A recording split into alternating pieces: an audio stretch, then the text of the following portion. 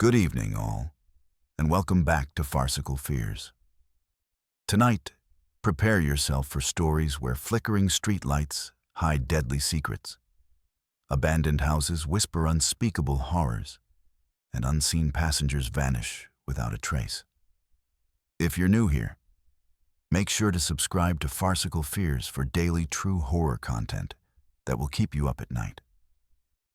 Hit that notification bell so you never miss when the darkness calls. Story 1. The Vanishing Lights of Coldwell. The camera feed goes black. Static fills the screen. Then a scream, raw, terrified, impossible to forget. The teacher's last recording ends there at exactly 2:13 a.m. under the flickering streetlight on Maple Avenue. Her body was never found. But how did a respected elementary school teacher end up recording herself in the middle of the night, alone on an empty street? 3 weeks earlier, Rebecca Thornton noticed something strange in Coldwell. Every night at 2:13 a.m., the streetlights flickered in perfect sequence, one by one, down Maple Avenue. Most residents ignored it, chalking it up to old wiring in a forgotten Midwest town. Rebecca taught 3rd grade at Coldwell Elementary, loved by students and parents alike. She was rational, grounded, not the type to believe in ghost stories or small-town superstitions. But what happened next changed everything. One of Rebecca's students, 8-year-old Ethan Miller, disappeared on his way home from a late basketball practice. His mother found his backpack under a streetlight, the bulb still flickering. The police searched for days, but found nothing.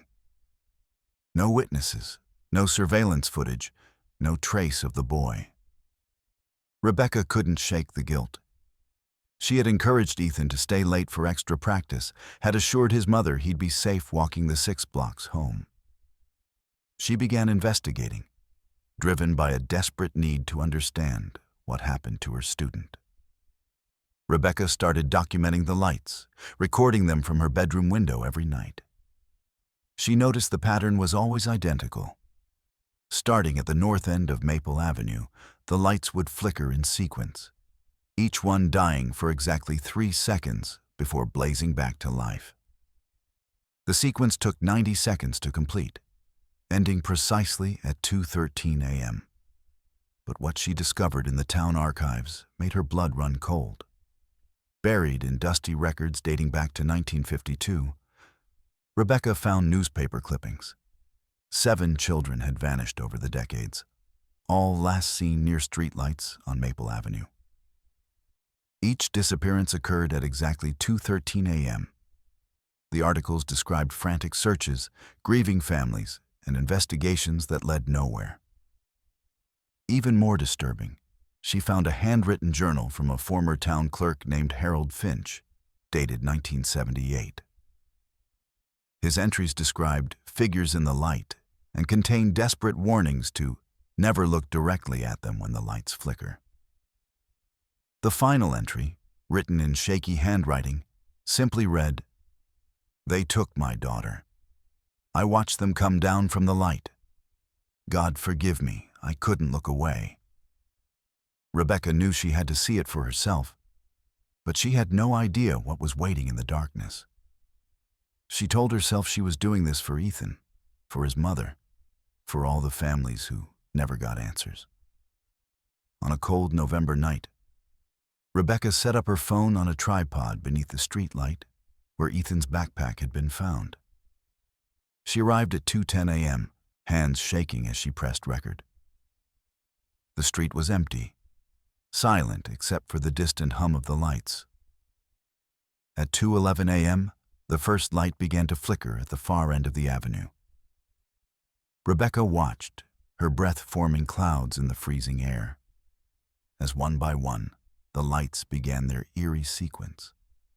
Neighbors would later report hearing her scream at exactly 2:13 a.m., a sound so filled with terror that several called 911. Police arrived within minutes to find her phone still recording. The tripod knocked over, lens pointing at the sky. Rebecca was gone. The footage shows the lights flickering in their methodical pattern.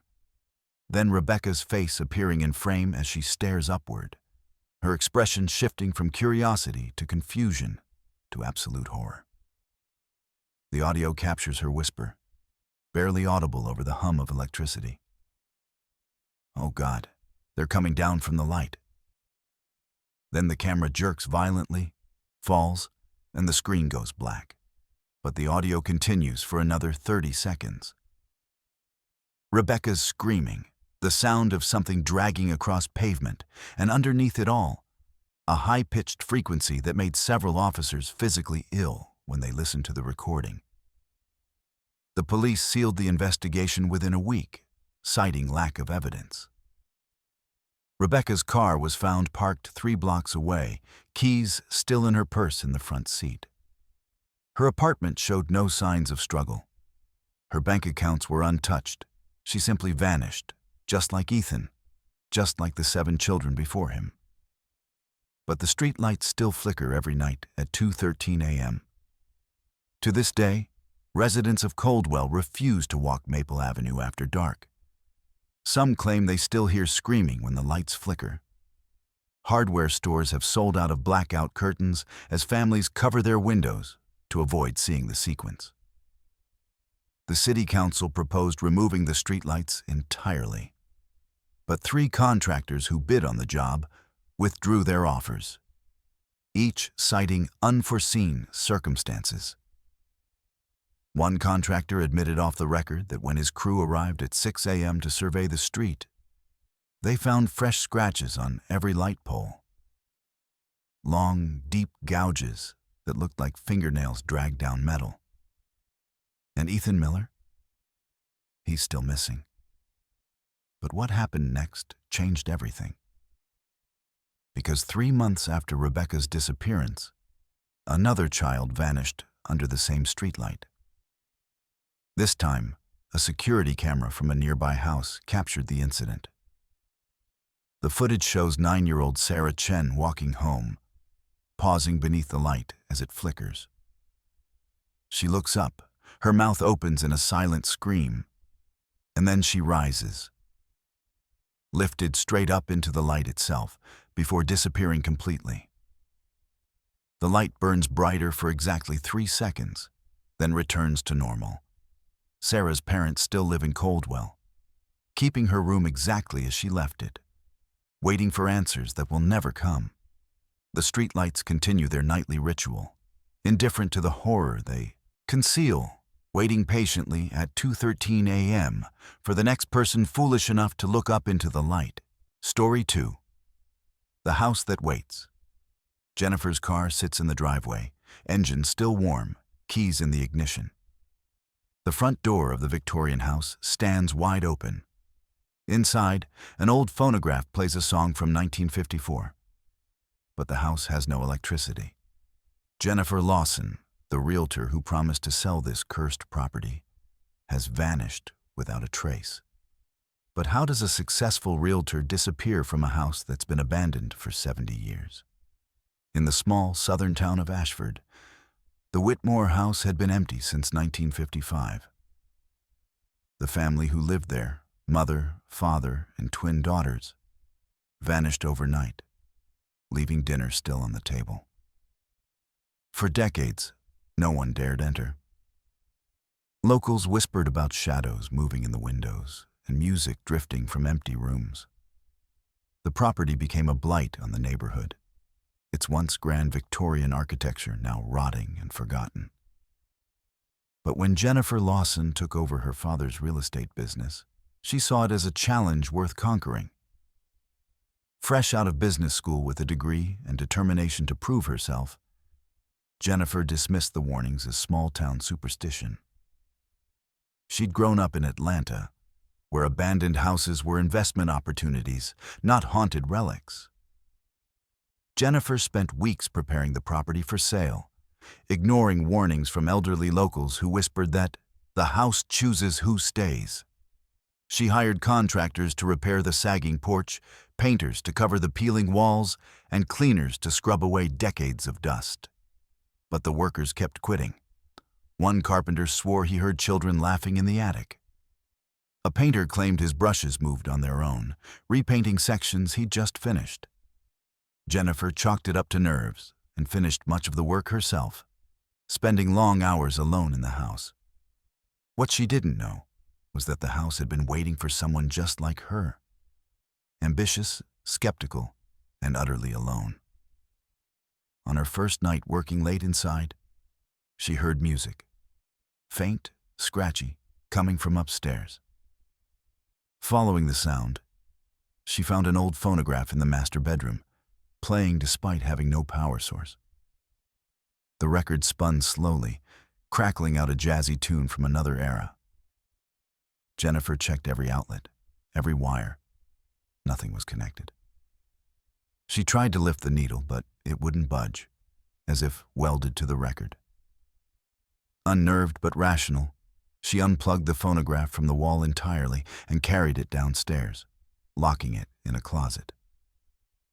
But what happened next changed everything. The next evening, when Jennifer returned, the phonograph was back in the master bedroom, playing a different song. This time, she recognized it. Moonlight Serenade, her grandmother's favorite, a song from 1954. Her hands trembled as she approached it. The record's label had something scratched into it, crude letters carved deep into the vinyl. Stay. Jennifer grabbed the phonograph, threw it down the stairs, and watched it shatter into pieces. She left immediately, locking every door behind her. But she came back. She always came back. Jennifer started documenting strange occurrences in a journal she kept in her car. Doors locking from the inside when she was certain she'd left them open. Her tools moving to different rooms overnight. Furniture rearranging itself into configurations that matched old photographs she'd found in the attic. And most disturbingly, the phonograph, despite being destroyed, appeared whole again in the master bedroom every single night, playing different songs, all from 1954. She found old records stacked in the attic, dozens of them, each with a name carved into the label. She researched the names. Margaret Hollis, a realtor from 1962. David Chen, a property inspector from 1978. Sarah Whitmore, one of the twin daughters who vanished in 1955. Each name belonged to someone who had vanished from the house without a trace. Jennifer knew she should leave, but something kept pulling her back to that house. She became obsessed, spending every waking hour trying to understand its mystery. Her assistant begged her to abandon the project, but Jennifer refused. She told herself she was close to solving it, close to understanding why people disappeared. But the truth was simpler and more terrifying. The house had chosen her, and she couldn't resist its call. Her father visited once, begging her to walk away, but she assured him she was fine. That was the last normal conversation anyone had with Jennifer Lawson. On her final visit, Jennifer called her assistant at 9:47 p.m., voice shaking so badly the words were barely coherent. She said she'd found something in the basement. Photographs in a sealed metal box, hidden behind a false wall. The photographs showed Jennifer standing in rooms of the house, rooms she recognized but had never entered, wearing clothes she'd never owned. The photos were dated 1954, 70 years before she was born. Her face in the photos was identical. Same blonde hair, same green eyes, same mole on her left cheek. In one photo, she stood beside the Whitmore family, smiling. In another, she held the twin daughters' hands. In the final photo, she stood alone in the master bedroom, staring directly at the camera with hollow, empty eyes. The call cut off mid-sentence. Her assistant heard the phonograph start playing in the background, then silence. When police arrived 30 minutes later, they found her car running in the driveway, door open, purse on the passenger seat. Inside the house, every light was off except in the master bedroom. There, the phonograph played softly, spinning a record with fresh scratches carved into the label. Jennifer Lawson, 2025. Police searched every inch of that house. The attic, the basement, the crawl spaces, the yard. They brought cadaver dogs, thermal imaging, ground-penetrating radar. They found nothing. Jennifer Lawson had simply ceased to exist. But they did find that metal box in the basement. Inside were the photographs Jennifer had described, showing her in 1954. The police sealed the evidence, and the case went cold within months. The Whitmore house still stands in Ashford, unsold and untouched. The for sale sign Jennifer had planted in the front yard remains, now faded and crooked. But locals say if you drive past at night, you can see lights in the windows and hear music drifting through the walls. Different songs each night, all from 1954. Some claim they've seen a blonde woman standing in the master bedroom window, staring out at the street with hollow eyes. And Jennifer's name? It was found carved into one of those old records in the attic, dated 1954, 70 years before she was born. Her assistant quit the real estate business entirely and moved 3 states away. She refuses to speak about what happened, except to say one thing. That house doesn't haunt people. It collects them. And once it chooses you, there's no escape. The Whitmore house sits waiting, patient and hungry, for the next person foolish enough to believe they can conquer it. Story 3. The Bridge at Larkspur Hollow. The live stream is still running when police find the phone, half submerged in mud near the riverbank. Thousands of viewers watched live as Marcus Chen's face went pale, his mouth opened in a silent scream, and the camera dropped. But no one saw what dragged him into the water. The audio, however, captured everything. Splashing, gasping, and children's voices singing a lullaby that hasn't been heard in Larkspur Hollow for 60 years. But how did a simple dare turn into the most viral and most terrifying live stream in internet history? The bridge at Larkspur Hollow had been closed since 1965 after 3 children drowned during a school field trip. The rusted metal sign still hung from the barricade. Bridge closed. Unsafe structure. Do not cross. Local legend claimed their spirits haunted the bridge, pulling anyone who crossed into the water below. The story went that Miss Eleanor Pritchard, a young teacher, had taken her class on a nature walk along the creek. 3 students, Amy Dawson, age 7, Michael Torres, age 8, and little Lily Chen, age 6, had wandered onto the bridge despite warnings. The rotted wood gave way, plunging all 3 into the rushing water.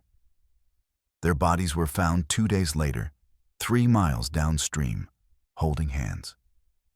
For teenagers in this forgotten Colorado town, crossing the bridge at night became the ultimate test of courage, a rite of passage whispered about in high school hallways.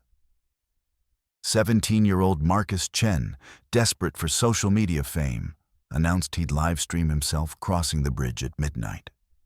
He'd spent months building his channel, posting urban exploration videos and overnight challenges. But nothing ever went viral. His follower count stalled at 800. His best friend Tyler warned him against it, mentioning that Marcus shared a last name with one of the drowned children. But Marcus laughed it off. Chen's a common name, dude. It doesn't mean anything. His girlfriend pleaded with him to choose a different location. But Marcus was determined. He promoted the stream for days, promising his followers the scariest content you've ever seen. By the night of the stream, over 2,000 people were waiting to watch. But what happened next changed everything. Marcus went live at 11:53 p.m., his phone's flashlight cutting through the darkness as he approached the bridge. The chat exploded with excitement and warnings. "Don't do it, bro. This is gonna be epic. My grandma says people die there." Marcus walked confidently, joking with his viewers, reading comments aloud. The bridge loomed ahead, a skeletal structure of rotting wood and rusted metal cables. Marcus ducked under the barricade, stepping onto the first plank. It groaned under his weight, but held. "See? Totally fine," he said, grinning at the camera. The first few minutes were uneventful. Marcus walking carefully, making jokes about creaky boards and testing each step. The chat scrolled by rapidly, a mix of encouragement and fear. Then the comments section exploded with warnings. "Did you hear that? Someone's behind you. Dude, they're singing. Get out now." Marcus stopped mid-bridge, confused. He turned the camera behind him, nothing but darkness and the path he'd crossed. "You guys are tripping," he said, laughing nervously. But when he turned back toward the other side, he heard it too. His face changed instantly. The smile vanished. Children's voices, singing softly beneath the bridge, carried up through the gaps in the planks. Marcus froze, phone shaking in his hand. The singing was gentle, melodic, impossibly clear. "Ring around the rosy, pocket full of posies, ashes, ashes, we all fall down." Marcus tried to laugh it off, his voice cracking. "Okay, that's weird. Probably just the wind or some animals." But the chat knew better. Hundreds of comments flooded in. "That's not the wind. Those are kids singing.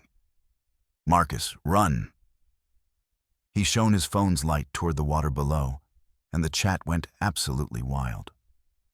Dozens of viewers claimed they saw pale faces staring up from the darkness, small, waterlogged faces with hollow eyes and open mouths.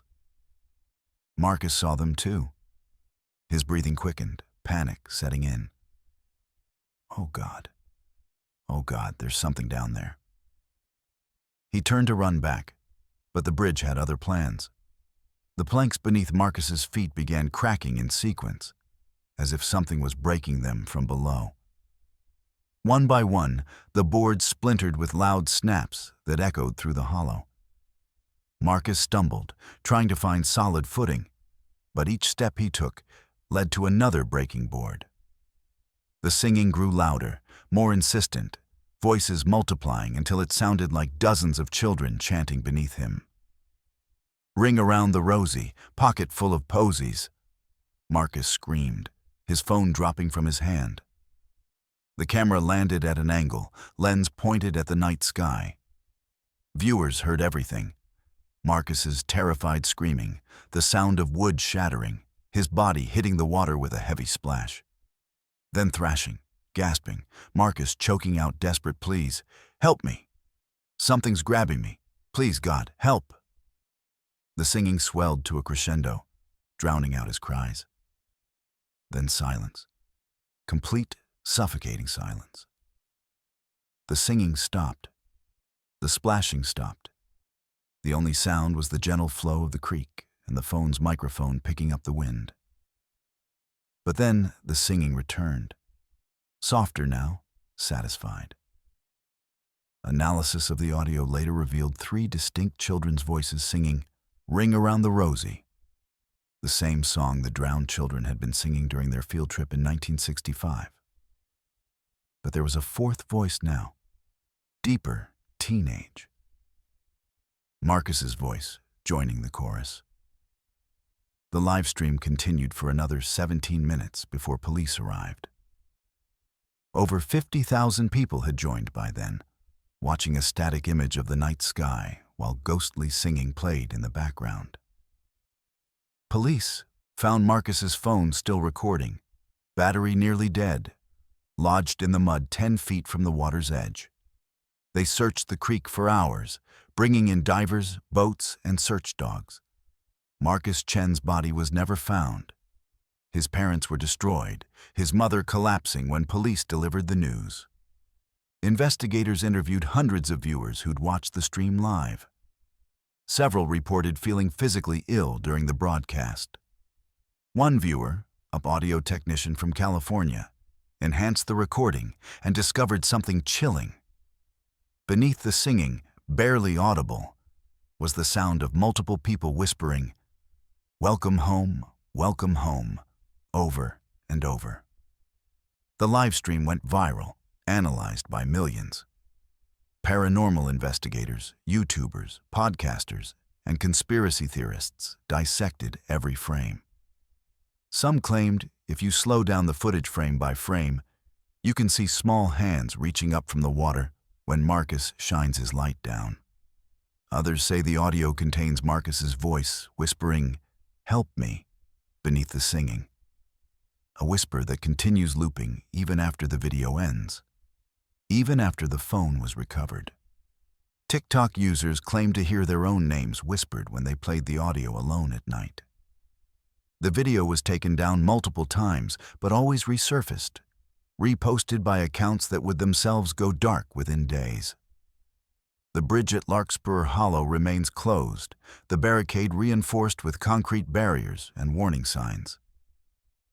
But locals report that every year, on the anniversary of Marcus's disappearance, June 14th, you can hear a phone ringing beneath the water, unanswered and persistent. Some teenagers still dare each other to approach the bridge at night, but no one crosses anymore. The legend has evolved. 4 spirits now haunt the bridge, and they're always singing, always waiting. And Marcus Chen? His last Instagram post, scheduled to publish after the stream, simply read, "If you're reading this, I made it across. Told you I would." It posted automatically at 12:47 a.m., 23 minutes after he vanished. The comments section filled with thousands of messages, condolences, theories, and warnings to others. But one comment, posted from an account with no profile picture and the username LilyCDined59, appeared 3 days after Marcus disappeared. It said only, "He's home now. We've been waiting for family." The account was traced to an IP address that didn't exist, and it was deleted within hours. Marcus's parents moved away from Larkspur Hollow 6 months later, unable to bear living near the bridge that took their son. But on quiet nights, when the wind carries just right, people swear they can still hear children singing beneath that cursed bridge, their voices joined by a fourth, deeper, newer, forever trapped in the water with the others. Story 4. The Stranger on Willow Street. The cab is found parked on Willow Street at 4:17 a.m., engine running, driver's door wide open. The meter is still ticking, the fare reading $38.50. The radio crackles with the dispatcher's increasingly frantic calls. "Unit 7, respond. Danny, where are you?" But Danny Morrison, a cab driver with 15 years of spotless service, is gone. His phone sits in the cup holder, wallet on the dashboard, keys still in the ignition. Security footage from a nearby gas station shows nothing, just his empty cab sitting under a broken streetlight. But how does a man vanish from a locked vehicle in the middle of a quiet, residential street? Danny Morrison knew every corner of Millbrook, a sleepy town in rural Pennsylvania where nothing ever happened. He'd driven the night shift for over a decade, ferrying drunk college kids, late shift nurses, and the occasional lost tourist. He liked the solitude, the quiet hours between midnight and dawn when the streets belonged to him alone. His wife Sarah always worried, but Danny assured her he'd seen it all. Nothing could surprise him anymore. On the night of October 12th, Danny clocked in at 11 p.m. like always, kissing Sarah goodbye and promising to be home by sunrise. But what happened next changed everything. At 12:43 a.m., Danny picked up his first unusual fare. A man flagged him down on the corner of Willow Street and Maple Avenue, an intersection Danny knew well. Mostly abandoned houses and a closed-down pharmacy. The man was unkempt, wearing a threadbare coat despite the warm autumn night, hair long and matted. He didn't speak when he got in, just pointed forward. Danny, used to quiet passengers, shrugged and drove. "Where to?" he asked. The man finally spoke, his voice raspy and strange. 1247 Oak Ridge Lane. Danny knew the address, an old Victorian that had been condemned for years. "You sure? That place is abandoned." The man didn't respond, just stared straight ahead. Danny drove him there, watching in his rearview mirror as the man's eyes never blinked, never moved. When they arrived, the man got out without paying, disappearing into the shadows of the decrepit house. Danny called after him, but the man was gone. Frustrated but not particularly worried, Danny marked it as a loss and moved on. The next night, at exactly 12:43 a.m., the same man appeared on the same corner. Danny nearly drove past, but something made him stop, recognition mixed with unease. The man got in without a word, and this time pointed to a different address, 892 Riverside Drive. Danny recognized that one too, a burned-out shell of a house from a fire in the 1980s. "Listen, buddy, I don't know what game you're playing, but these places don't exist anymore. They're abandoned." The man turned his head slowly, making eye contact for the first time. His eyes were wrong, too dark, too empty. "They exist to me," he whispered. A chill ran down Danny's spine, but he drove anyway. When they arrived at Riverside Drive, the man exited and walked straight toward the burned structure, vanishing into its blackened doorway. Danny didn't wait for payment this time. He drove away quickly, checking his mirror obsessively. But the man was watching from a glassless window, perfectly still. On the third night, Danny told Sarah he wasn't working. She saw the fear in his eyes and begged him to explain, but he couldn't put it into words. How do you explain a passenger who appears on the same corner at the same time, giving addresses to places that shouldn't exist? But at 11:47 p.m., Danny's phone rang. His dispatcher. "Danny, we've got a pickup on Willow and Maple. You close?" Danny's hands trembled. "I'm off tonight, remember?" The dispatcher sounded confused. "The customer specifically requested you.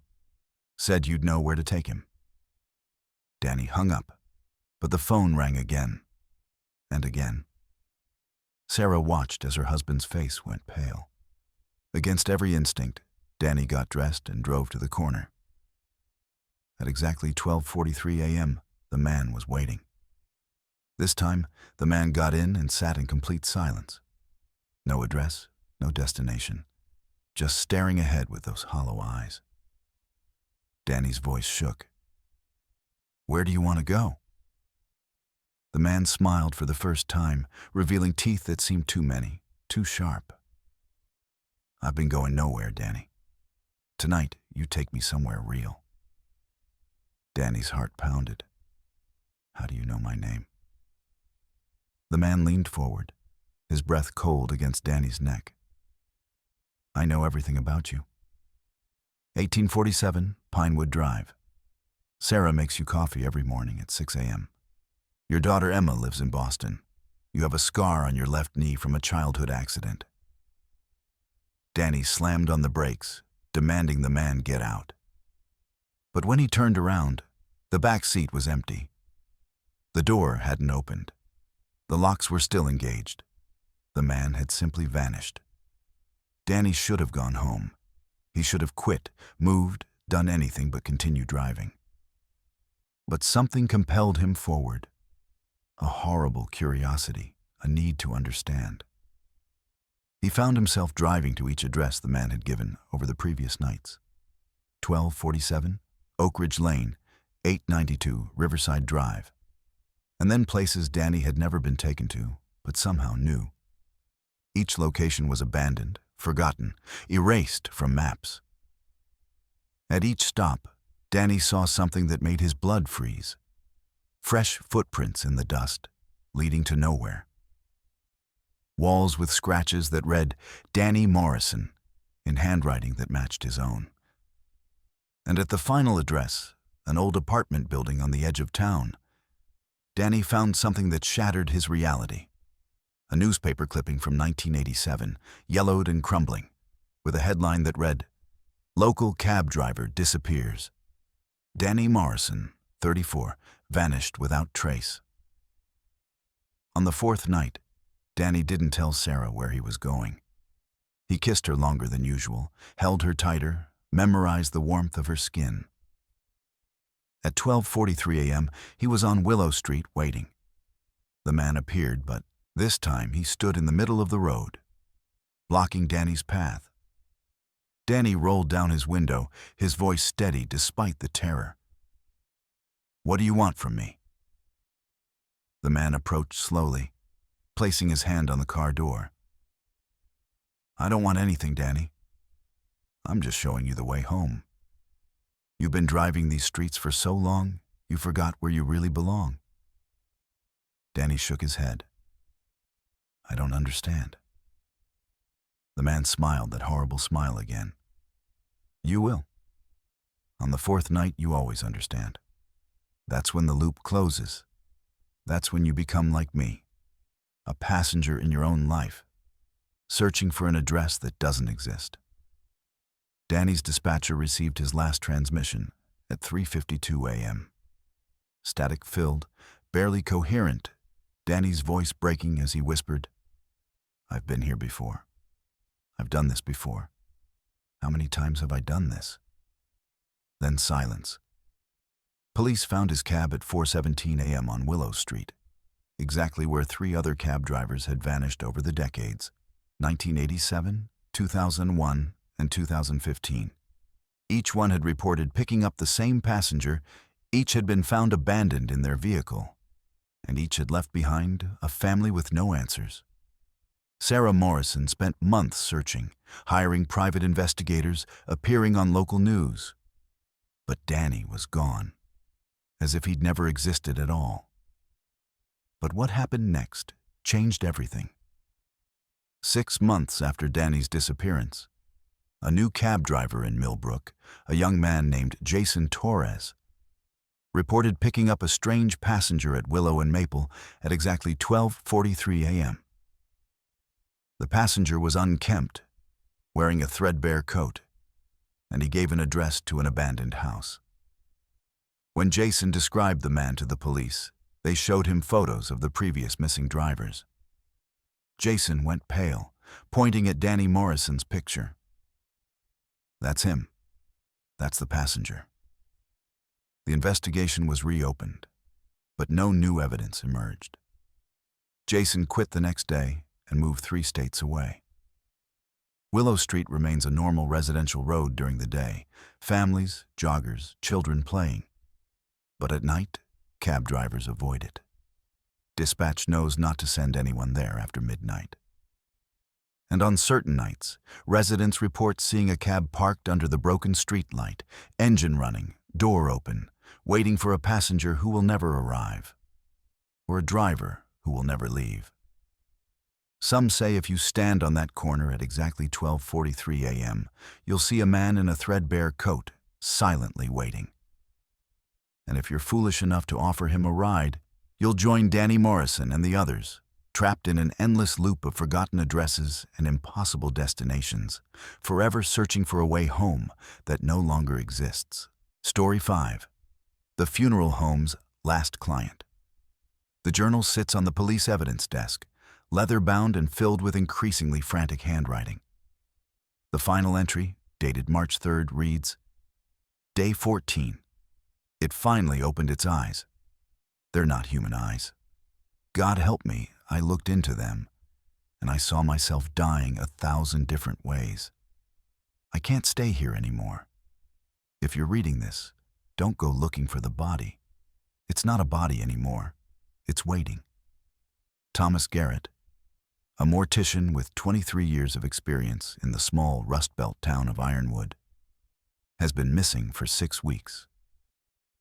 But how does a man disappear from his own funeral home, leaving behind only a journal that describes something impossible? Thomas Garrett had seen everything in his profession: car accidents, suicides, natural deaths, murders. Nothing fazed him anymore. He treated each body with dignity and professionalism, preparing them for their final rest with practiced efficiency. His funeral home, Garrett and Sons Mortuary, had served Ironwood for 3 generations. The building was old but well maintained, standing on the edge of town near the abandoned steel mill that had once been the town's lifeblood. Thomas lived alone in the apartment above the mortuary after his wife died in 2019. His daughter begged him to retire, to move closer to her in Ohio, but Thomas refused. "The dead are better company than most living people," he'd joke. On February 18th, Thomas received a call that would unravel everything he thought he knew about his profession. The call came from the county morgue at 11:34 p.m. A body needed to be transferred. A John Doe found in the woods outside Ironwood. No identification, no records, nothing. The county was overwhelmed and needed Thomas to handle the preparation and storage until someone claimed the remains. Thomas agreed, as he always did. The body arrived at 1:15 a.m. in an unmarked van driven by a county employee Thomas had never seen before. The driver was nervous, eager to leave, barely waiting for Thomas to sign the transfer papers before speeding away. Thomas wheeled the body bag into his preparation room, unzipped it, and saw the corpse. It was a man, approximately 40 years old, wearing clothes from at least 3 decades ago, a brown suit, polyester style from the 1980s. But what happened next changed everything. Thomas began his standard intake process: photographs, measurements, preliminary examination. But something was wrong. The body showed no signs of decomposition despite being listed as found deceased, estimated 3 days. The skin was pale but intact. No lividity, no rigor mortis, no smell. Thomas had prepared thousands of bodies. He knew what death looked like. This wasn't it. The corpse's expression was neutral, lips slightly parted as if caught mid-breath. Thomas checked the paperwork again. No cause of death listed, no autopsy performed, no medical examiner's signature. Just a case number that, when Thomas tried to look it up, didn't exist in any county database. Unease crept through him, but professional obligation kept him working. Over the next 3 days, Thomas checked on the body regularly. Standard procedure was to embalm within 48 hours, but without a death certificate or next of kin, he was legally required to wait. Each time he entered the cold storage room, the body looked exactly the same. Unchanged. Preserved. Wrong. On day 4, Thomas noticed something that made his hands shake. The corpse's fingernails had grown. Not much, maybe a millimeter, but enough to be visible. He measured them against his initial photographs. Definitely longer. He called the county morgue, but they had no record of the transfer, no record of the case number, no knowledge of any John Doe from Ironwood. The employee who delivered the body? No one matching that description worked for the county.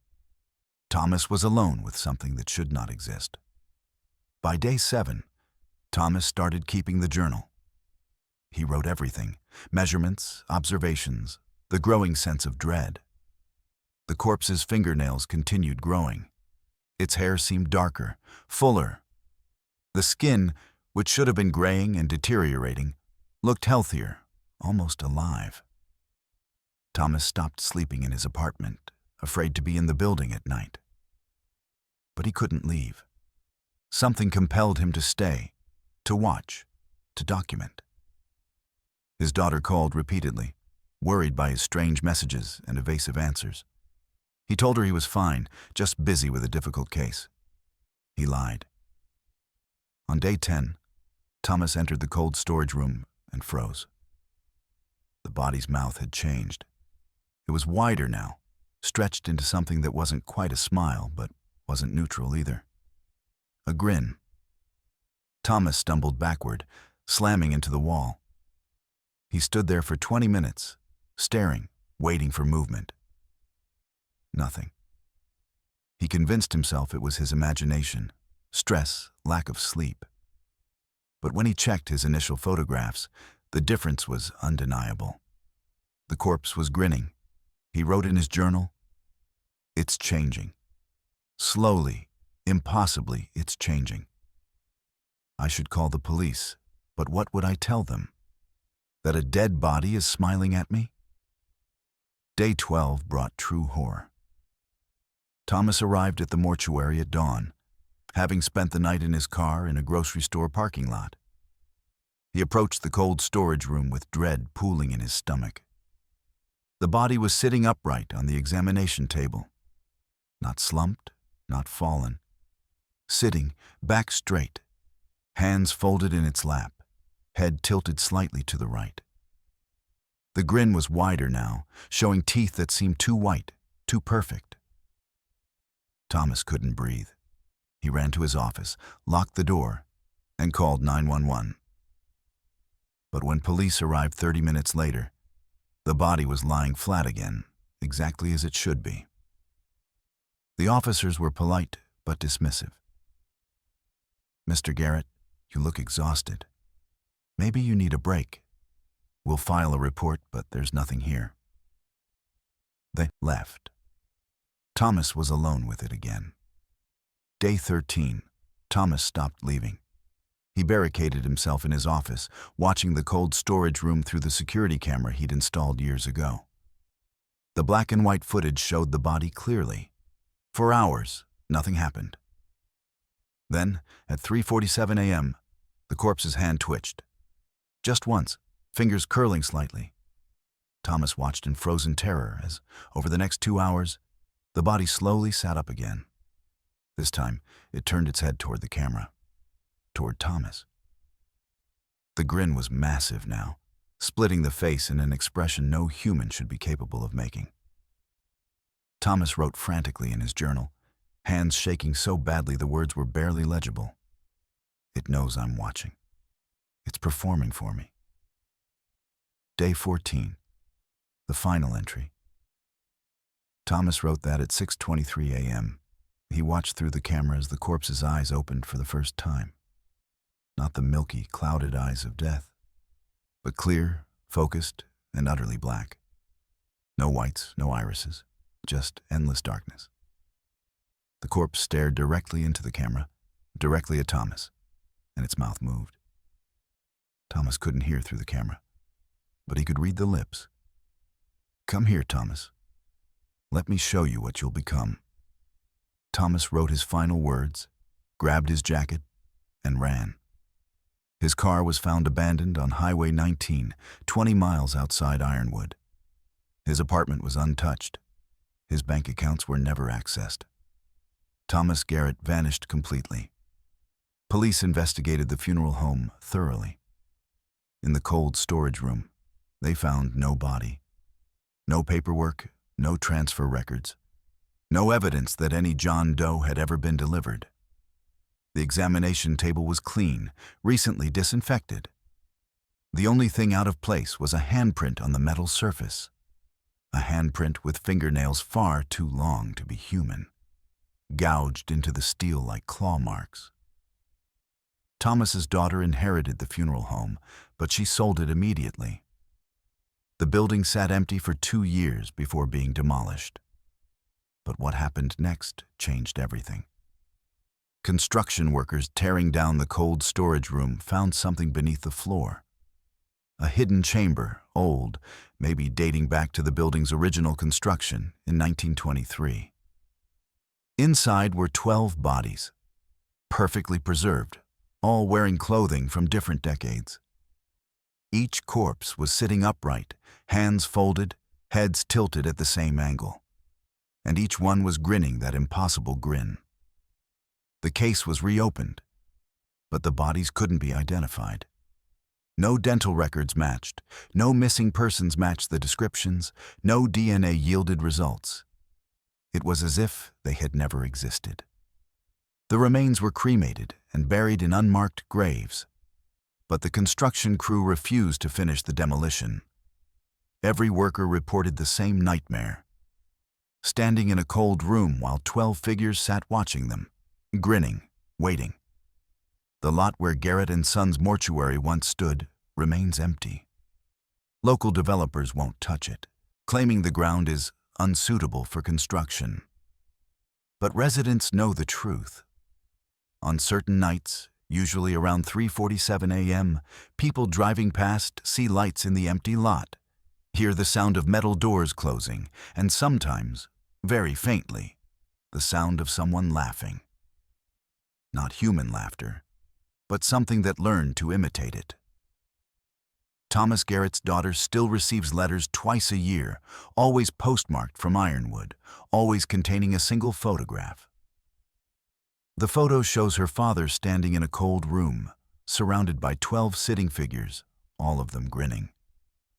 And in each new photograph, Thomas is grinning too, his smile growing wider with each delivery, his eyes darker, his fingernails longer.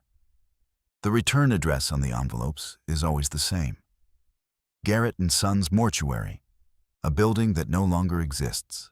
Story 6, the no-exit town of Darlene. His license plate hangs on the diner wall like a trophy, rusted and bent, nailed between a dozen others from different states and different decades. Nevada, 1987, Texas, 2003, California, 2019. And the newest edition, Ohio, 2024, belonging to David Fletcher, a traveling salesman who made the mistake of stopping for coffee in a town that doesn't appear on any map. The waitress smiles knowingly at every customer who notices the collection, pouring coffee with steady hands, and says the same thing every time. Everyone finds Darlene eventually. But how does a man disappear into a town that shouldn't exist? David Fletcher had been driving sales routes for 15 years, crisscrossing the Midwest, selling industrial cleaning supplies to small businesses. He knew every highway, every shortcut, every decent diner between Illinois and Nebraska. On the evening of October 8, 2024, David was running behind schedule after a meeting in Des Moines ran long. He needed to reach Omaha by morning for his biggest pitch of the quarter. Around 9:47 p.m., his GPS lost signal on a rural stretch of Route 34. Not unusual, these back roads were notorious for dead zones. David continued driving, relying on his general sense of direction and the occasional road sign. Then he saw it, a weathered green sign reading, Darlene, population 247, next exit. He didn't remember any town called Darlene on his usual route, but he needed gas and coffee. He took the exit. The town appeared suddenly, as if the darkness had been hiding it. A main street with flickering streetlights, a handful of old buildings that looked frozen in time, a hardware store, a post office, a pharmacy with a neon sign that buzzed and crackled, and Betty's Diner, its chrome exterior gleaming under the yellow glow of exterior lights. David pulled into the diner's parking lot, relieved to see signs of life. Inside, the diner was exactly what he expected. Red vinyl booths, checkered floor, a long counter with chrome stools. 3 other customers sat scattered throughout, quietly eating. A waitress, middle-aged, wearing a name tag that read Marlene, smiled warmly and gestured to a booth. "Coffee?" she asked. David nodded, grateful for the normalcy. But what happened next changed everything. David ordered a burger and fries, checking his phone while he waited. Still no signal. He asked Marlene about the nearest cell tower, and she laughed softly. "Cell service is spotty here. We're pretty isolated. Most folks don't even know Darlene exists." David found that odd, but not alarming. Small towns were often overlooked. He ate his meal, left a tip, and headed back to his car. He needed to get back to Route 34 and continue to Omaha. He drove back the way he came, following the main street toward the exit ramp. But when he reached the edge of town, the road simply looped back. Instead of the highway, he found himself on a different street, still in Darlene, passing the same post office, the same hardware store. Confused, David tried again, taking what he thought was a different route. 10 minutes later, he was back at Betty's diner. Panic started to creep in. David pulled over and studied his offline maps app, but Darlene didn't appear on any digital map. He drove more deliberately this time, following road signs that pointed to Highway 34, 2 miles. But every road looped back. Every turn led to the same streets, the same buildings, the same diner. After an hour of increasingly frantic attempts, David parked and went back inside Betty's. Marlene was wiping down the counter, humming softly. "Back so soon?" she asked, that same warm smile on her face. David's voice was shaking. "I can't find the exit. Every road just loops back here. What's going on?" Marlene poured him another coffee, completely unfazed.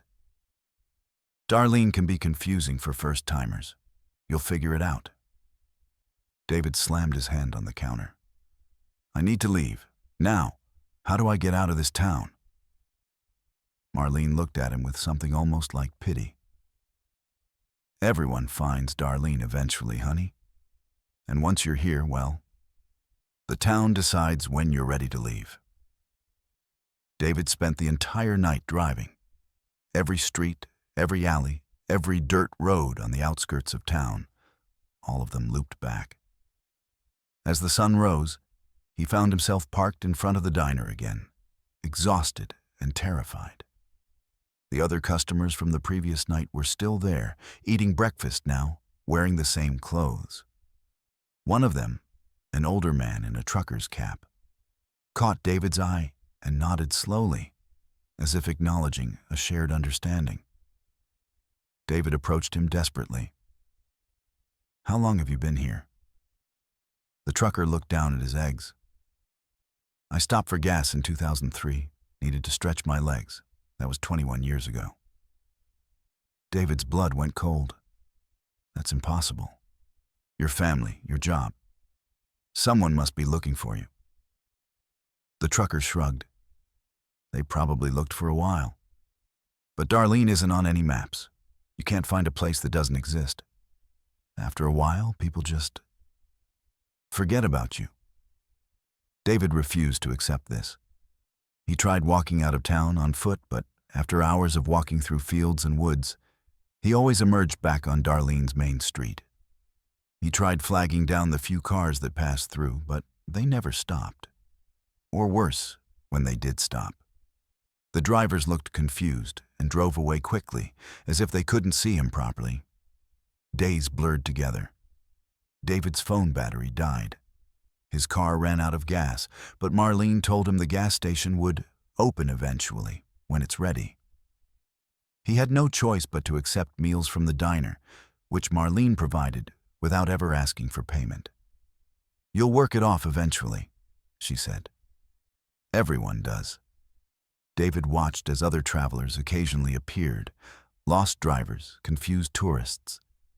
And he watched them go through the same stages: confusion, panic, resignation. His 7th day in Darlene, David found the wall of license plates in the diner's back room.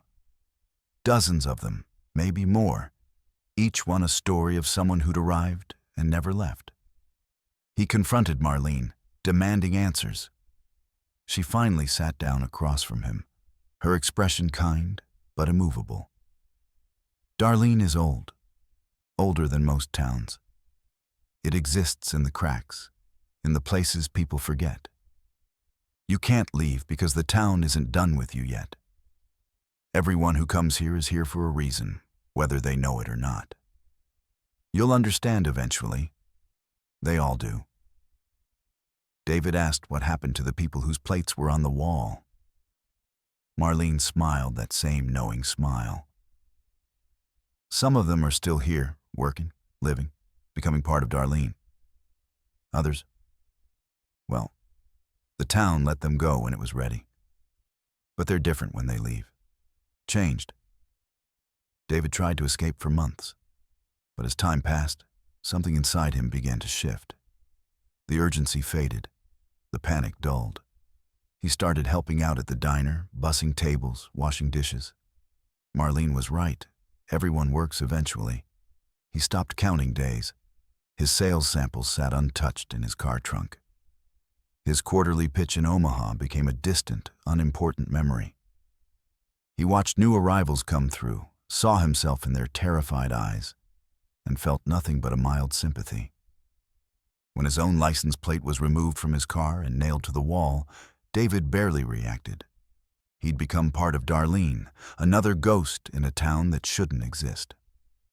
David Fletcher's family reported him missing on October 10th, 2024. His car was never found. His credit cards were never used again. His phone's last ping showed him on Route 34, but search teams found nothing. The case went cold within 6 months. His wife remarried 3 years later, his territory was reassigned to another salesman, and eventually, David Fletcher became just another name in a database of unsolved disappearances. But on certain nights, travelers on Route 34 report seeing an exit sign for a town called Darlene. Most drive past without thinking. But a few, the unlucky ones, the ones the town chooses, take that exit. They stop at Betty's diner for coffee, and they meet Marlene, who smiles warmly and pours them a cup, knowing exactly what's about to happen. The license plate collection on the wall keeps growing, a silent testament to everyone who found Darlene and never left. And somewhere in that diner, David Fletcher wipes down tables, hums along to the old jukebox, and greets new arrivals with the same words Marlene once told him: "Everyone finds Darlene eventually." Story 7. The Hollow Parade. The search party finds them hanging from branches like grotesque ornaments. Dozens of handmade paper masks, each one painted with a smiling face, swaying gently in the mountain breeze. Some are child-sized, crude and simple. Others are more elaborate, decorated with flowers and ribbons that have long since faded. But it's the newest mask that makes the sheriff's hands shake.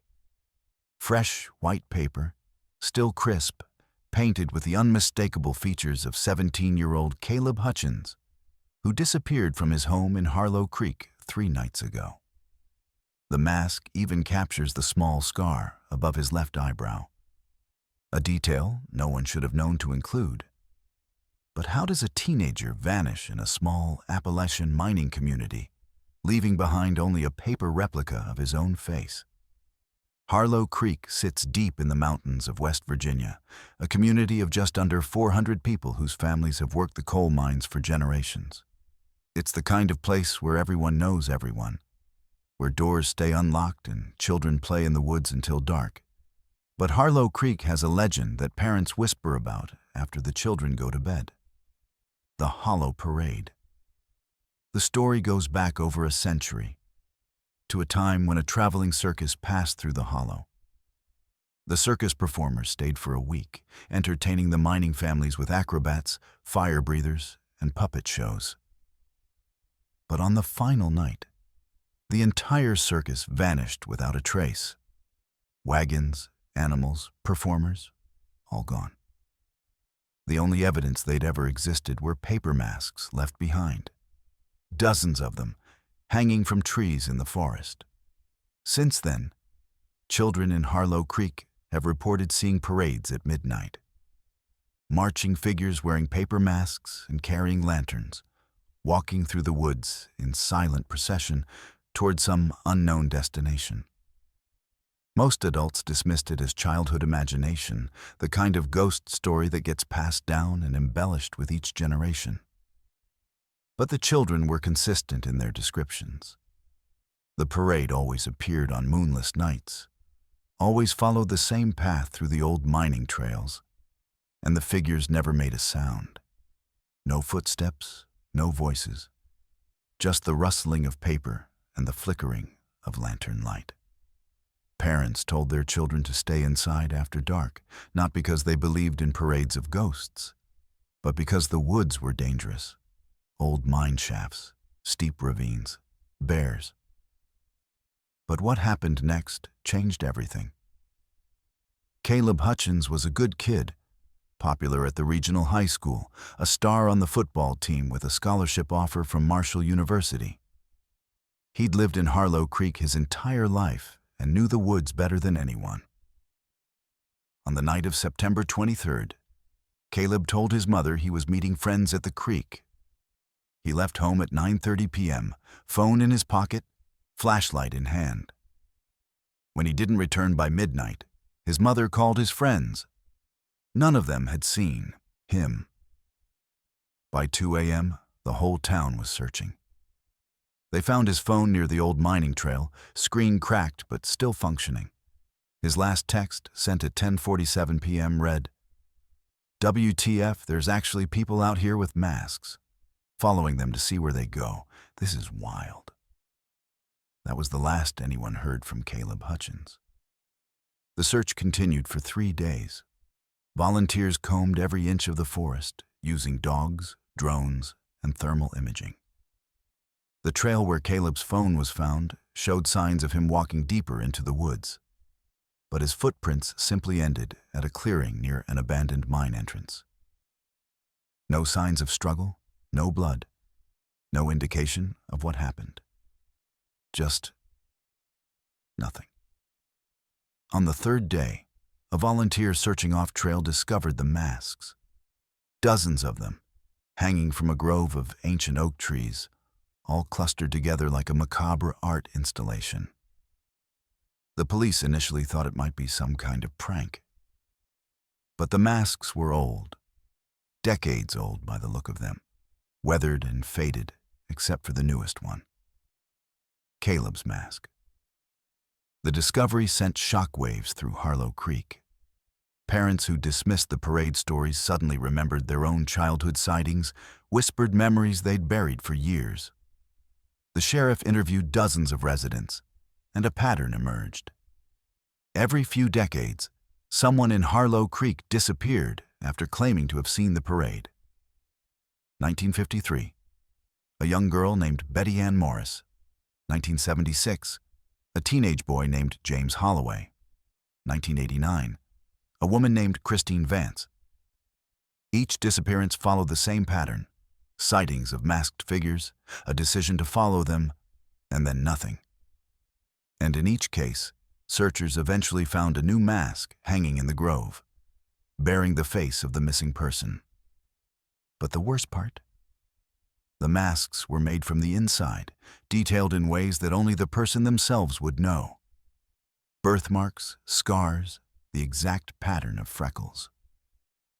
Sheriff Tom Bradley, who'd lived in Harlow Creek for 60 years, finally shared what he'd been keeping secret for decades.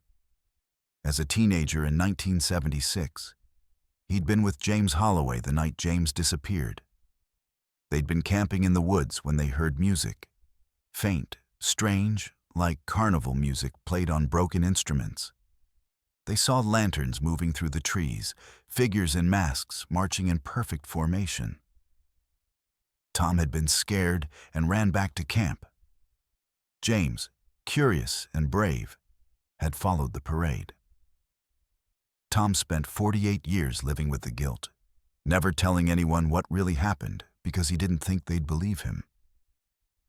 But now, with Caleb missing and that mask hanging in the grove, Tom couldn't stay silent anymore.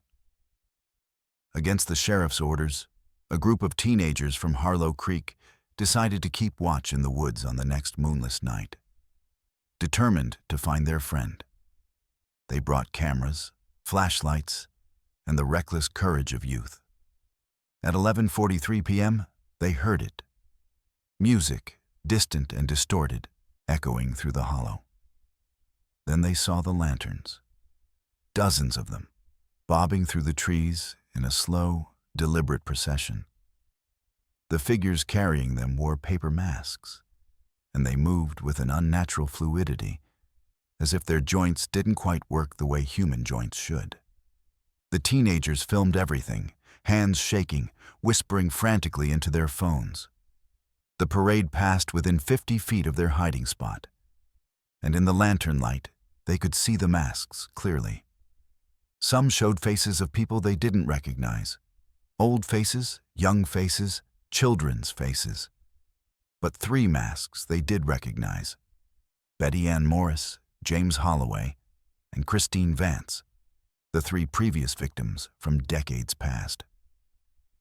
And at the end of the procession, walking slowly, carrying his own lantern, was Caleb Hutchins. He wore no mask, but his face was blank, expressionless, his eyes vacant. The teenagers screamed his name, but Caleb didn't react. He simply continued walking, following the parade deeper into the woods toward the abandoned mine entrance. The teenagers tried to follow, but as soon as the parade entered the mine shaft, the lanterns extinguished all at once, and the music stopped. When they finally worked up the courage to approach the entrance, they found it sealed, collapsed, filled with rubble, as if it had been closed for decades. But they'd just seen Caleb walk through it.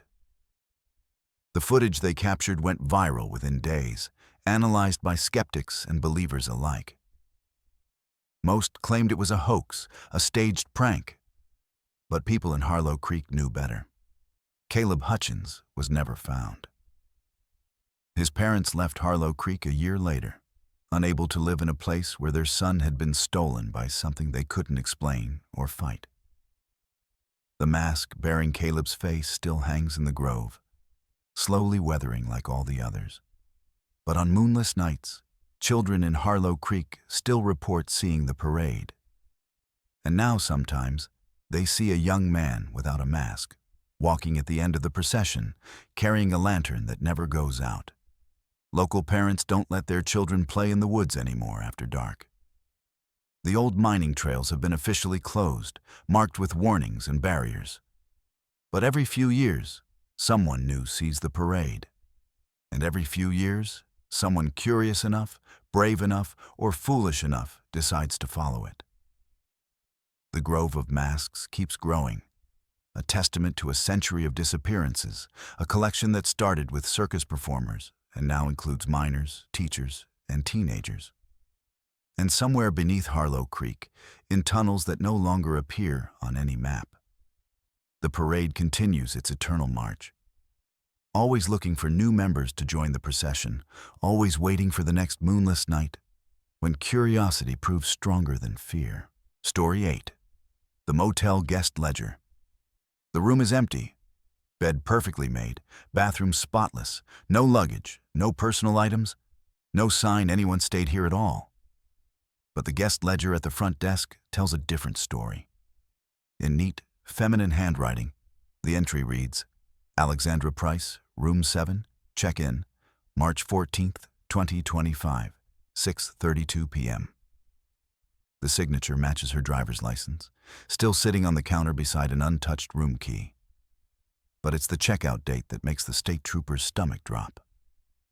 Checkout, March 14th, 2025, 6:31 p.m. 1 minute before she checked in. Alexandra Price, an investigative journalist from Portland, has vanished from the Riverside Motel, leaving behind only her signature in a ledger that seems to know the future. But how does a woman disappear from a locked room? And why does the guest book contain entries for people who haven't arrived yet? The Riverside Motel sits on a forgotten stretch of Highway 12 in northern Montana, a relic from the 1950s when this route was a major thoroughfare. Now it's mostly truckers and lost travelers who stop at the 20-room motel with its flickering neon sign and gravel parking lot. The owner, a quiet man named Eugene Marsh, inherited the property from his father and runs it alone, manning the front desk during the day and sleeping in the office at night. The motel has a reputation for being clean, cheap, and forgettable. The kind of place you stay when you need 8 hours of sleep and nothing more. but locals in the nearby town of Pinewood avoid it, especially after dark. They whisper about guests who check in and never check out, about rooms that stay occupied even when they appear empty, and about the ledger that Eugene keeps locked in a drawer, a ledger that's been recording guests since 1952. Alexandra Price arrived at the Riverside Motel on March 14, 2025, following a lead for her investigative podcast, Dark Roots. She'd been researching unsolved disappearances along rural highways, and the Riverside Motel appeared in connection with 3 missing persons cases spanning 4 decades. A salesman in 1983, a college student in 1997, and an elderly couple in 2018. All had last been seen checking into the motel, but none had ever checked out. Their cases went cold, their vehicles found abandoned in the parking lot days or weeks later. Alexandra was determined to uncover the truth. She'd contacted Eugene ahead of time, requesting an interview and a room for the night. Eugene had been reluctant, but eventually agreed. When Alexandra pulled into the gravel lot at 6:30 p.m., the motel looked exactly as it did in old photographs. Unchanged, frozen in time, unsettling in its mundane normalcy. Eugene was waiting at the front desk when Alexandra walked in, her recording equipment in a shoulder bag, her phone already documenting everything. She was professional, friendly, explaining her podcast and the cases she was investigating. Eugene listened quietly, his expression unreadable. When she asked to see the guest ledger, he hesitated. "That's private property, miss. Guest information is confidential." Alexandra pressed, explaining she'd only need to verify dates, nothing more. Eugene finally relented, pulling an old leather-bound ledger from a locked drawer. The book was thick, filled with decades of entries in various handwritings. Alexandra photographed several pages, noting the entries from the dates when the missing persons had checked in. But what happened next changed everything. As Alexandra flipped through the ledger, she reached the current year, 2025. Her breath caught. There, on the page for March 14th, was an entry in handwriting she didn't recognize. Alexandra Price, Room 7, check-in, 6:32 p.m., check-out, 6:31 p.m. Her name, today's date. But she hadn't checked in yet. It was only 6:25 p.m., and the checkout time was impossible, listed 1 minute before the check-in. She looked up at Eugene, who was watching her with an expression that might have been sympathy or resignation. "What is this? How is my name in here?" Eugene closed his eyes slowly. The ledger knows who's coming. It always has. And it knows when they leave. Sometimes the times don't make sense to us, but they make sense to the motel. Alexandra felt a chill run through her. That's impossible. This is some kind of trick. Eugene shook his head. "I wish it was, miss. But you'll find your name in there because you were always meant to be here tonight. The motel has been waiting for you." Alexandra refused to believe in supernatural nonsense. She was a journalist, a rationalist, someone who dealt in facts and evidence. This was clearly a setup, some kind of psychological game Eugene was playing. She decided to check into Room 7 anyway, determined to expose whatever scam was happening here. Eugene handed her the key without a word, his face sad. "You don't have to stay, miss. You can leave right now. I won't stop you." But Alexandra's curiosity and professional pride kept her there. She took the key, grabbed her bags, and walked to Room 7. The room was exactly what she expected. Dated furniture, floral bedspread, a small TV, a bathroom with aging fixtures. Nothing sinister, nothing unusual. She set up her recording equipment, documenting everything, narrating her findings for the podcast. At 7:15 p.m., she decided to explore the motel, interviewing Eugene further and checking other rooms. But when Alexandra tried to leave room 7, the door wouldn't open. The handle turned, the lock disengaged, but the door remained sealed, as if welded shut. She pulled harder, then kicked it, then threw her shoulder against it. Nothing. Panic rising, she tried the window. It opened easily, but when she looked outside, she saw something impossible. The parking lot was empty. Her car was gone. The sky was different, darker. Not the dusky evening light of 7 p.m., but the deep black of midnight or later. And the motel looked older, more decrepit, as if years had passed in minutes. Alexandra pulled out her phone to call for help, but there was no signal. The time on her phone read 6:31 p.m. That's when she heard the knock on the door.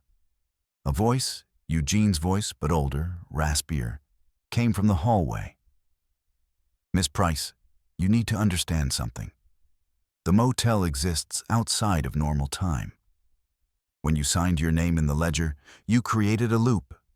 You checked in at 6:32, but you left at 6:31. That 1 minute doesn't exist, so you can't exist in it. You're caught between moments, between the time you arrived and the time you left. You never should have come here." Alexandra screamed, demanding to be let out, threatening to call the police. But Eugene's voice faded, and the knocking stopped. She was alone in room 7, trapped in a moment that had somehow already passed. Hours crawled by, or maybe minutes, or maybe days. Time had lost meaning. Alexandra's phone remained frozen at 6:31 p.m. Her recordings wouldn't play back. She found herself repeating the same actions, walking to the door, trying to open it, failing, walking to the window, seeing the empty lot, walking back to the door. At some point, Alexandra found a pen in her notebook. If she was trapped, she'd at least document everything. She wrote frantically, describing the room, the ledger, the impossible time loop. But when she looked back at what she'd written, the words were fading, disappearing from the page, as if they'd never been written. She tried again, faster this time. But the same thing happened. Her story was being erased, her existence becoming unstable. She looked in the mirror and saw herself flickering, sometimes solid, sometimes translucent, sometimes gone entirely. Alexandra Price was being unmade by the paradox she'd stepped into, erased by a checkout time that preceded her check-in. When state troopers arrived the next morning, alerted by Alexandra's editor who hadn't heard from her in 18 hours, they found her car in the parking lot, her phone on the front desk counter, and room 7 completely empty. Eugene Marsh showed them the ledger entry, explained that she'd checked in and immediately checked out, that she'd seemed confused and had driven away. But the troopers noticed something strange. The checkout time was listed before the check-in time. When they questioned Eugene about the error, he simply said, "The ledger doesn't make errors. It records what happens, even when what happens doesn't make sense." The investigation went nowhere. Alexandra's car contained all her belongings, her recording equipment, her notes about the motel. But her final recordings were blank, as if nothing had been saved. Her podcast remained unfinished, her investigation incomplete. The Riverside Motel still operates today, still taking guests, still keeping its ledger locked in that drawer. Eugene Marsh still runs the front desk, still warns people about the checkout times that sometimes don't make sense. But occasionally, late at night, guests in room 7 report hearing someone knocking on the door from the inside. A woman's voice asking to be let out, pleading that she doesn't understand what's happening.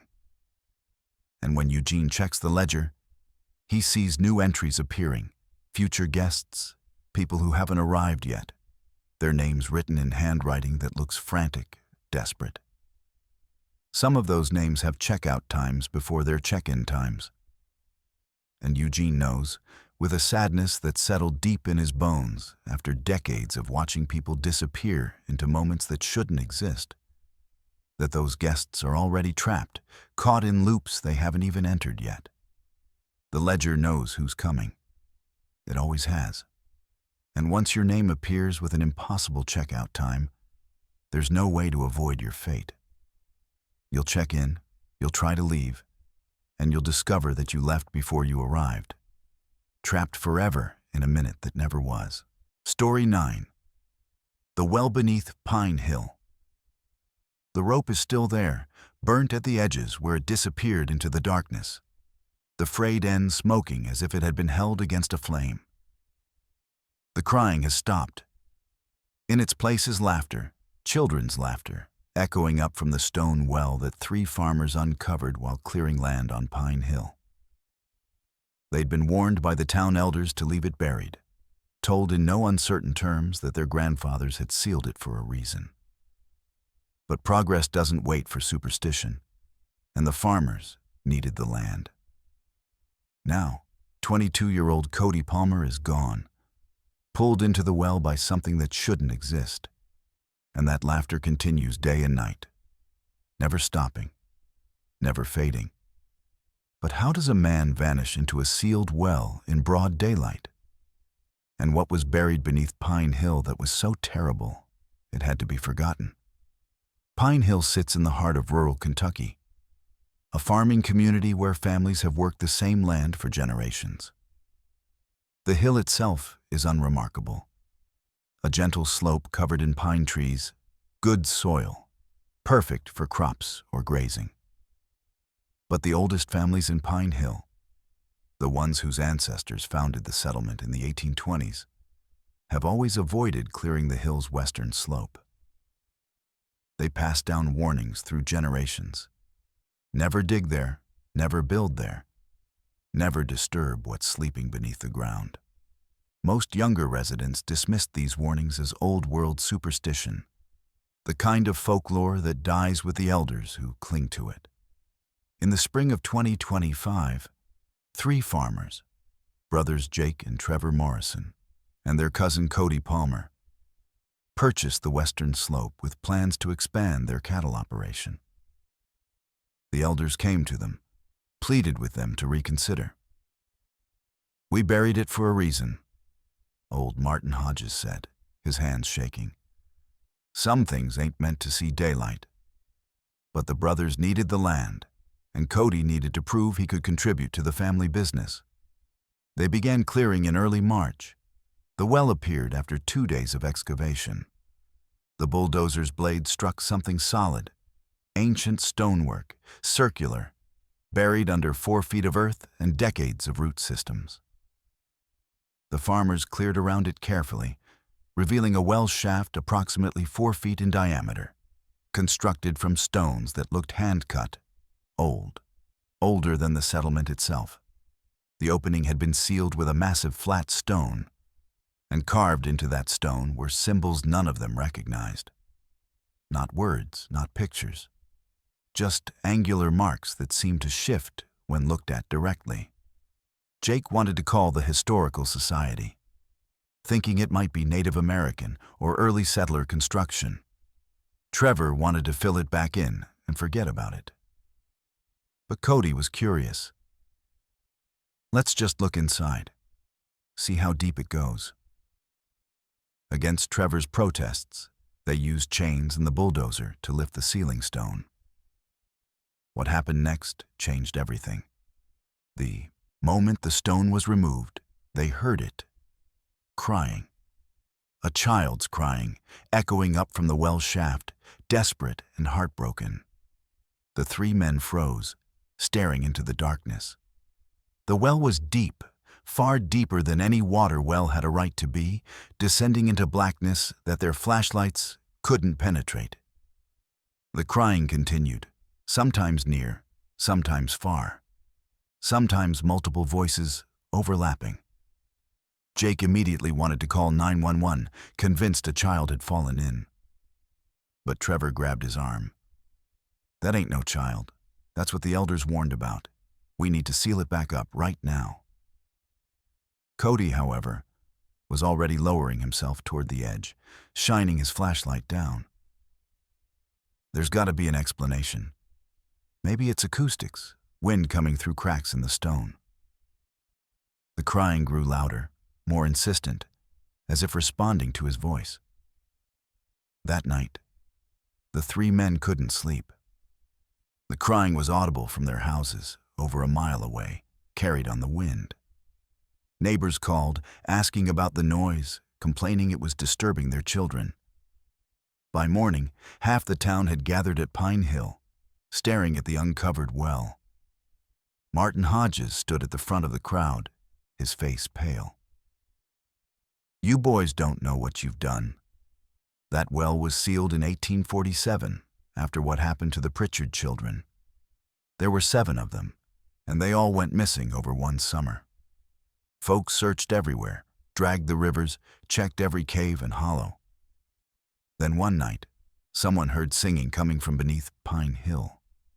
They dug and found the well, and found the children.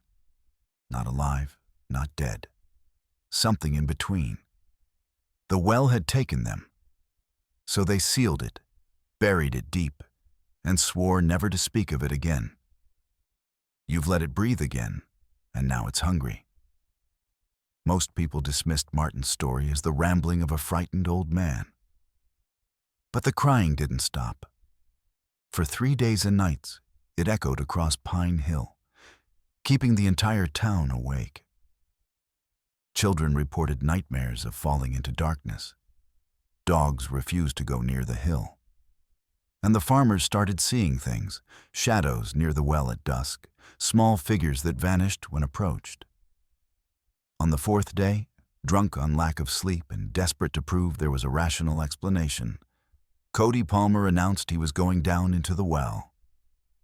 Jake and Trevor tried to stop him, but Cody was stubborn, convinced he'd find the source of the crying and end this nightmare. He rigged a climbing harness, attached 200 feet of rope, and prepared to descend.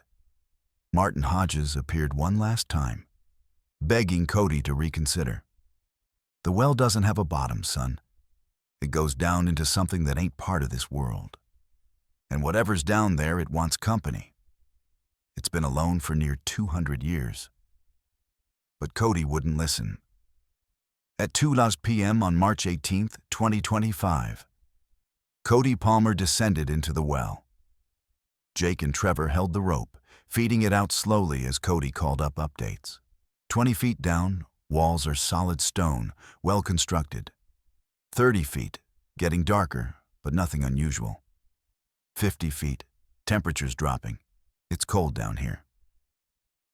The crying had stopped the moment Cody entered the well, replaced by an unsettling silence. At 70 feet, Cody's voice changed. "Guys, there's something carved into the walls down here. Names, I think. Lots of names. Jesus, some of these look like they're from the 1800s. At 100 feet, his voice grew distant, echoing strangely. "I see something. There's an opening, like a chamber. The walls are glowing, some kind of phosphorescence. It's beautiful. Hold the rope, I'm going to look." Jake and Trevor felt the rope go slack, then suddenly tight, as if Cody was swinging. Then they heard it. Laughter. Not Cody's laughter, but children's laughter, light and playful, echoing up from the well. Cody's scream came next, filled with terror so pure that several people in the crowd fainted. The rope jerked violently, nearly pulling Jake and Trevor off their feet. They held tight, trying to haul Cody up, but it felt like they were pulling against incredible weight, as if something was pulling back. Cody was screaming words that didn't make sense. "They're not children. They're wearing children. Get me out. God, get me out."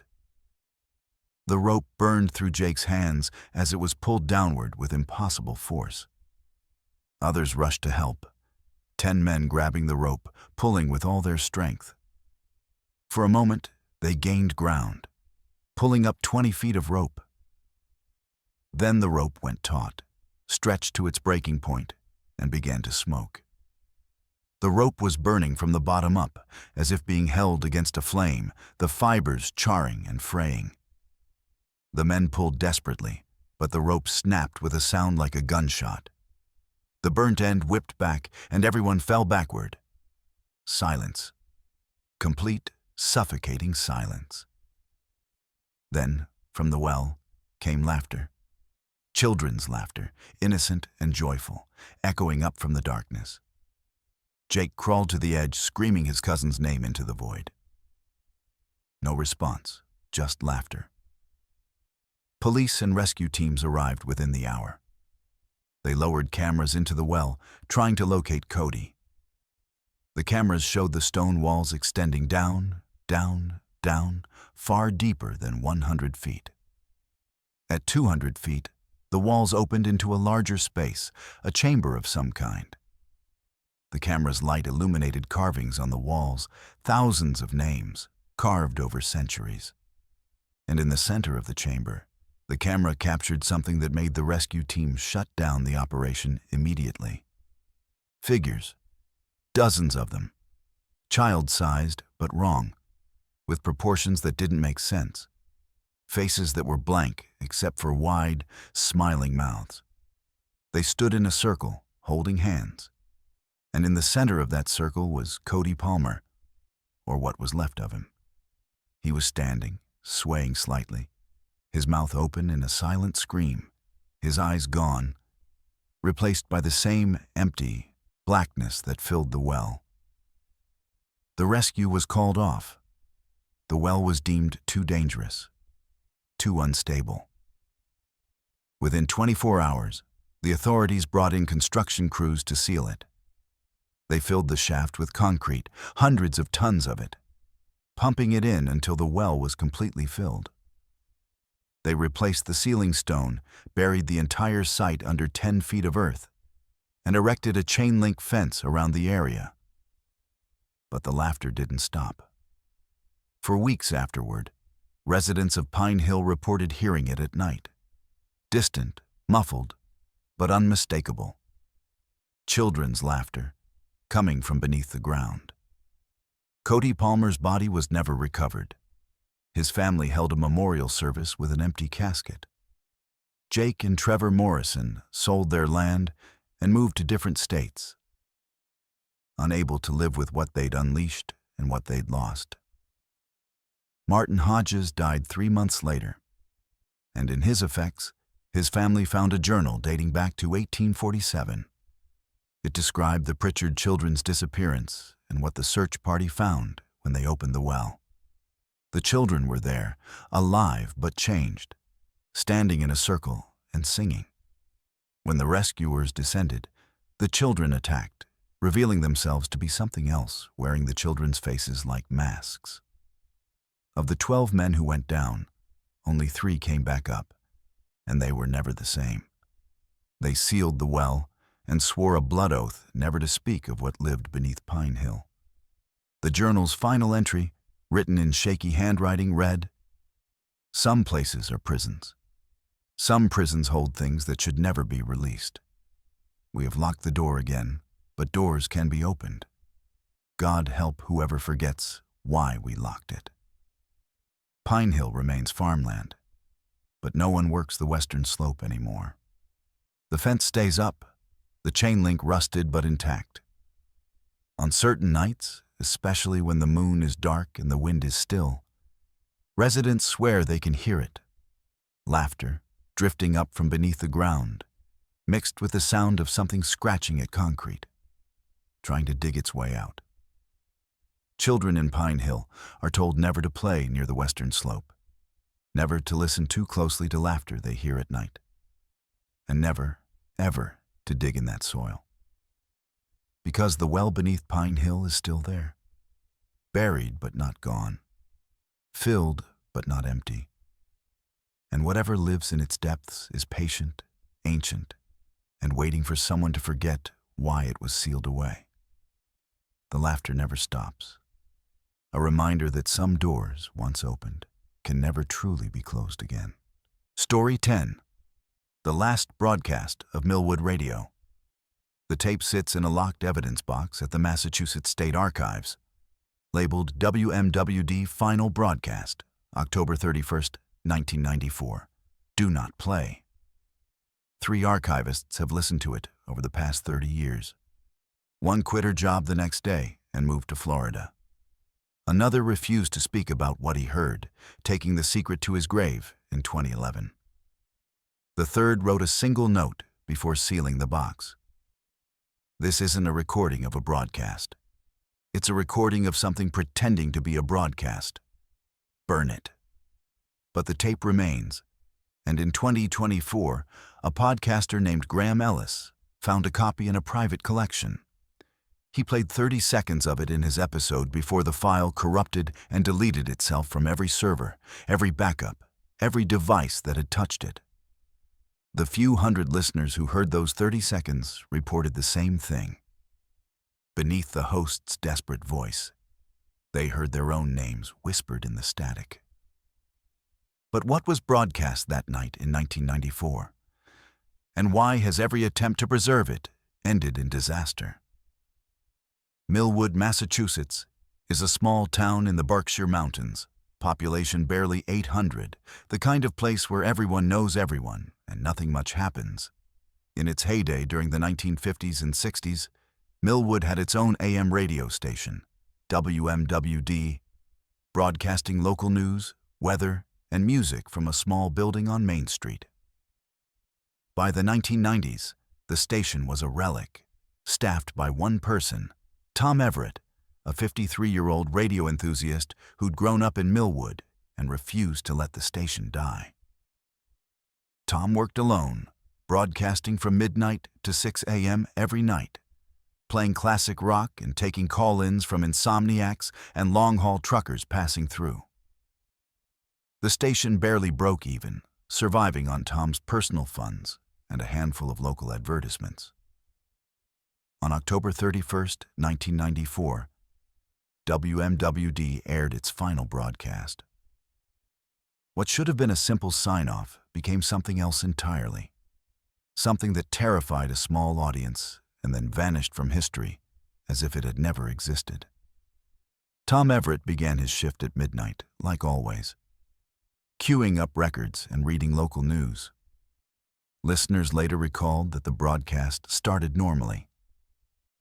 Tom's familiar voice, his dad jokes, the crackle of old vinyl. But around 1:30 a.m., something changed. Tom's voice became strained, distracted. Between songs, he'd pause too long, as if listening to something off microphone. At 2:15 a.m., a listener named Patricia Morris called in, asking if Tom was okay. His response, captured on tape, was unsettling. "I'm fine, Pat. Just thought I heard something in the building. Old place makes strange sounds at night. You know how it is." But his voice suggested he didn't believe his own explanation. Patricia later told investigators that she heard something in the background during their conversation, footsteps, maybe, or something dragging across the floor. But what happened next happened. Changed everything. At 2:47 a.m., Tom stopped mid-sentence while introducing a song. Dead air for 15 seconds, something that never happened in professional broadcasting. When his voice returned, it was different. Higher, tighter, barely controlled. "Folks, I need to tell you something. I'm not alone in the station tonight. I thought I was, but I'm not. There's someone in the hallway. I can see their shadow under the door. But I've been watching that shadow for 10 minutes, and it hasn't moved. Not even to breathe." Several listeners called the police, worried Tom was having a mental breakdown or that an intruder had entered the station. But when officers arrived 20 minutes later, they found the building locked from the inside, lights on, microphone still active, broadcasting to dead air. Tom Everett was gone. The officers searched every room, every closet, every corner of the small building. Tom's jacket hung on his chair, his coffee still warm, his records queued up for the next hour of programming. but Tom himself had simply vanished. The broadcast, however, had continued. The officers heard it playing from the control room speakers. Tom's voice, calm now, almost serene, delivering a message that would become known as the last broadcast. One officer had the presence of mind to record it on a portable cassette recorder. That recording is the tape now locked in the archives. The tape that corrupts any digital copy. The tape that drives listeners to madness or flight. The broadcast, as transcribed from the few people willing to discuss it, went like this. If you're hearing this, you're already too late. Not too late to save me. I was never going to be saved. Too late to stop listening. You think you can turn off your radio, close this tab, walk away. But you won't. Because I'm speaking directly to you now, not to everyone, just to you. I can see you through the static. I can see your room, your face, the fear in your eyes. Millwood isn't real. It never was. We're all just echoes of a broadcast that was supposed to end in 1952. But someone kept listening, so we kept existing. And now you're listening, which means you're part of it too. You're broadcasting yourself into the static, adding your voice to ours. Can you hear them? The other listeners, from other years, other decades?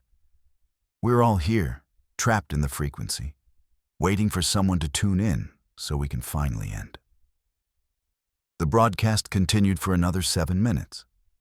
Tom's voice overlapping with other voices.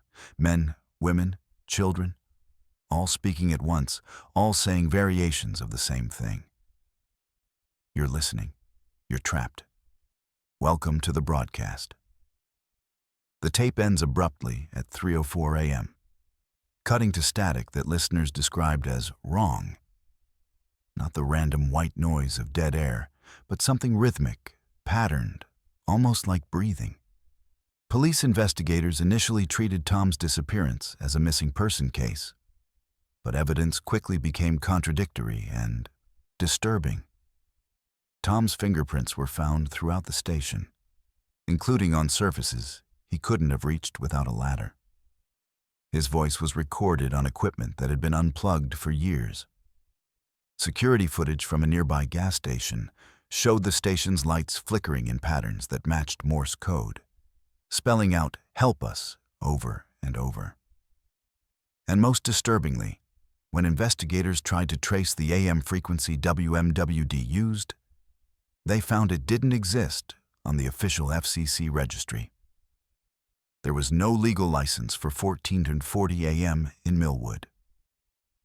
According to federal records, the station had never been authorized to broadcast. Tom Everett's family searched for him for years, hiring private investigators, psychics, anyone who might provide answers. But Tom was gone, as if he'd been erased from existence. His bank accounts were never accessed, his social security number never used, his dental records never matched any John Doe's. The radio station building was sold and converted into a coffee shop. The broadcasting equipment removed and destroyed, or so the records claim. But residents of Millwood report that on certain nights, especially Halloween, they can pick up the old WMWD frequency on vintage AM radios. They hear Tom's voice, calm and resigned, delivering that same message. If you're hearing this, you're already too late. In 2008, a college student writing a thesis on forgotten radio stations discovered references to WMWD in archived newspapers. She requested the final broadcast tape from the state archives, waited 6 months for approval, and finally listened to it in a supervised setting with an archivist present. She lasted 4 minutes before ripping off the headphones and running from the room. The archivist's notes state, "Subject became hysterical, claiming she heard her dead grandmother's voice in the broadcast, calling her name, begging her to stop listening. Subject refused to provide further details. Recommend tape be permanently sealed." The student dropped out of college and disappeared from public records shortly after. Attempts to locate her for follow-up interviews have been unsuccessful. Graham Ellis, the podcaster who found a private copy of the tape in 2024, thought he'd discovered the story of a lifetime. His podcast, Forgotten Frequencies, specialized in lost broadcasts and abandoned radio stations. He'd tracked down the tape through a collector in Vermont who claimed to have recorded it off the air in 1994. Graham digitized the tape, edited it down to a 30-second clip, and posted it as a teaser for his upcoming episode. Within 6 hours, his website crashed.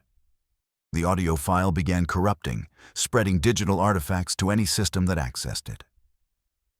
Listeners who downloaded the clip reported bizarre glitches, their devices playing the audio at random times, even when deleted, even when offline. Their own voices appearing in the broadcast, speaking words they'd never said. Graham tried to delete everything, but the corruption spread to his backups, his cloud storage, even physical hard drives that had never been connected to the internet. Within 48 hours, every copy of the broadcast was gone, replaced by files of static that, when analyzed with audio software, contained hidden images, faces, dozens of them, including Tom Everett's face, including the faces of the 3 archivists who'd listened to the original tape, including the face of the college student who disappeared in 2008. And at the bottom of one image, barely visible, was Graham Ellis's own face, mouth open in a silent scream. Graham shut down his podcast immediately, deleted his entire online presence, and moved to a remote cabin in Alaska. He hasn't posted anything since, but users on paranormal forums claim to have received emails from his old address, sent years after he abandoned it, containing only one sentence. I can still hear the broadcast. It never stopped playing. The WMWD building in Millwood, now a cheerful coffee shop called The Daily Grind, seems perfectly normal during business hours. But the owner, a woman who moved to Millwood from Boston in 2019, refuses to stay in the building after 2 a.m. She won't explain why, but employees report that the electrical system behaves strangely at night. Lights flickering, outlets sparking, and most unnervingly, a faint sound of voices coming from the walls, as if a radio is playing somewhere inside the building's structure. An electrician who investigated claimed there was no possible source for the sound, no wiring that could carry audio signals, no explanation for what multiple witnesses have heard. On October 31st each year, amateur radio enthusiasts and paranormal investigators gather in Millwood, hoping to pick up the infamous broadcast. Most hear nothing but static. But a few, the unlucky ones, report hearing Tom Everett's voice clear as day, delivering messages that seem personalized, impossibly specific. One investigator heard Tom describe the investigator's childhood bedroom in perfect detail. Another heard Tom recite a conversation she'd had with her mother earlier that day. And in 2023, a teenager with a ham radio setup in his garage recorded 5 minutes of what he claims is the broadcast.